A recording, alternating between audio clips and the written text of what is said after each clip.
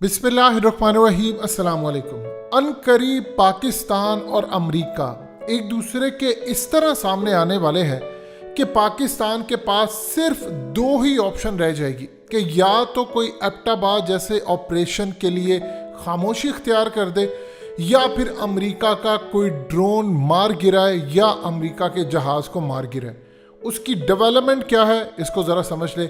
इस वक्त सूरत हाल ये है कि अमेरिका ने इस वक्त फैसला ये किया है कि अफ़गान तालिबान चूँकि काबुल के करीब पहुंच चुके हैं तो अमेरिका ने फैसला पूरी दुनिया को बताते हुए कहा है कि वो कंसीडर कर रहा है कि किसी भी वक्त अगर अफ़गान तालिबान आ जाते हैं काबुल के करीब तो वो एयर स्ट्राइक करेगा अपने जहाज़ों के ज़रिए, स्टेल्थ फाइटर्स के ज़रिए और अपने MQ-9 रिपर्स ड्रोन्स के ज़रिए, ताकि उनको काबुल में दाखिल होने के लिए रोके और इक़्तिदार पर कब्ज़ा रुकवाए।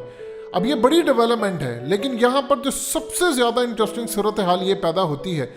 इस वीडियो की अहम डिस्कशन चलती रहेगी, लेकिन इससे पहले आप वीडियो को लाइक करें, हकीकत टीवी को सब्सक्राइब कर लें और बेल आइकन पर ज़रूर क्लिक करें कि अमेरिका तकरीबन एक महीने में पूरी की पूरी मिलिट्री बेसिस खाली करने जा रहा है और खाली करने के बाद उसके पास कोई रास्ता नहीं, पाकिस्तान ने उसको बेस दी नहीं, तो लिहाजा उसको कहाँ से स्ट्राइक करना पड़ेगा? सेंट्रल एशिया से तो नहीं आ सकता, वो उसको स्ट्राइक करने के लिए आना पड़ेगा कतर की अल उदैद एयरबेस से। अब वहाँ से अगर होकर वो जाता है तो उसको पाकिस्तान की एयर स्पेस इस्तेमाल करना पड़ेगी और पाकिस्तान की एयर स्पेस इस्तेमाल करते हुए वो अफ़गान तालिबान पर कब्जा करने के लिए या उनको मारने के लिए स्ट्राइक करेगा।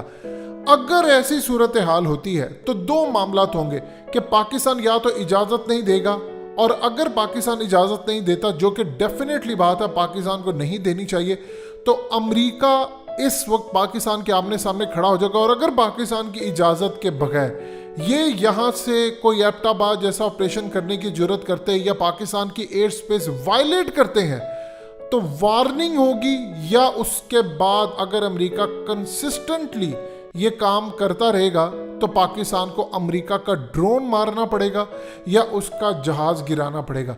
अगर ऐसी सूरत हाल होती है तो आप ये समझ लें कि दो ममालिक आमने सामने आ जाएंगे। पाकिस्तान पूरी कोशिश करेगा कि ऐसी कंडीशंस ना पैदा हो।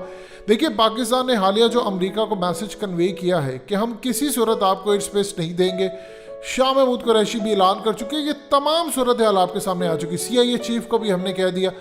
अब यहाँ पर इनको गुस्सा चढ़ा हुआ। अब इन्होंने क्लियरली बता दिया है कि हमने निकलने से पहले एयर स्ट्राइक करेंगे, और एयर स्ट्राइक करके असल में ये चाह रहे हैं कि अफ़गान तालिबान की किसी क़यादत को निशाना बना दे और अफ़गान तालिबान पाकिस्तान के ख़िलाफ़ हो जाए। देखिए, उनका राइट बनता है। अगर पाकिस्तान अमेरिका के जहाज़ को या कोई ड्रोन जो हमारी एयर स्पेस से होकर जाता है वायलेट करता है, हमारे पास इस वक्त इतनी टेक्नोलॉजी आ चुकी है कि अगर अमेरिका का स्टेल्थ फाइटर भी आएगा तो चाइना ने हमारे साथ ऐसी चीज़ें शेयर की हैं कि हम उसको डिटेक्ट कर लेंगे। अब फैसला ये है कि अगर पाकिस्तान उसको वार्निंग देता है कि आप वापस चले जाएं और वो नहीं जाता, फिर वार्निंग देता नहीं देते, तीसरी दफ़ा वार्निंग देने के बाद अगर वो नहीं जाते तो हमारा राइट बनता है कि हम अमेरिका का ड्रोन मार गिराए या अमेरिका का कोई भी जहाज़ वो मार गिराए। अब इस पूरे खेल के अंदर दो ममालिक आमने सामने आ सकते हैं, क्योंकि अमेरिका ने अब ऐलान किया है कि वो एयर स्ट्राइक करेगा, क्योंकि अफ़गान तालिबान काबुल के करीब है। जैसे ही वो काबुल के अंदर घुसेंगे तो जाहिर सी बात है उनको रोकने के लिए अफ़गान तालिबान हमेशा से किस चीज़ से लैग करते हैं। देखिए, थोड़ा सा सिर्फ एज अगर अमेरिका को या किसी को मिलता तो वो है एयरफोर्स का।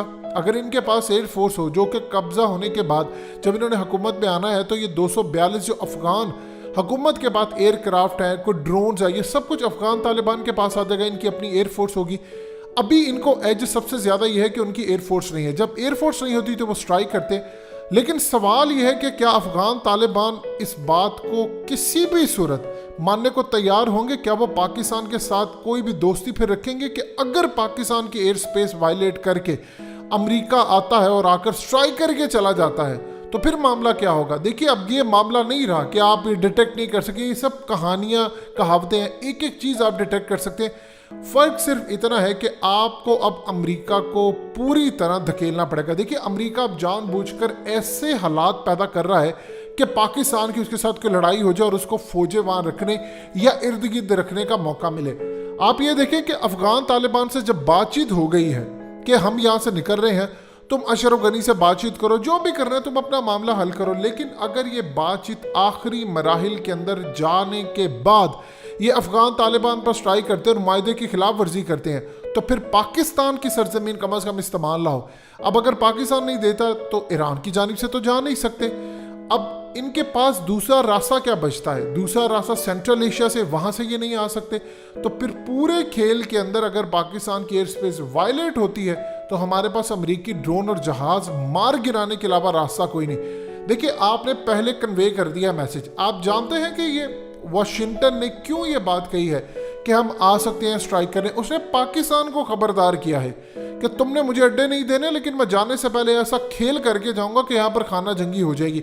आप ये देखिए कि अगर ऊपर से ड्रोन्स और वो आकर इनके बड़े बड़े F-22 हो जाए या कोई भी इनके H-60 स्टेल्थ फाइटर जो एबटाबाद ऑपरेशन के लिए आए थे, ये वो आकर करते हैं तो पाकिस्तान को तो जवाब देना पड़ेगा। अगर पाकिस्तान अमेरिका को नहीं रोकेगा तो कल को वो कभी भी आ जाएंगे। क्या चाइना गवारा करेगा? सवाल ही पैदा नहीं होता।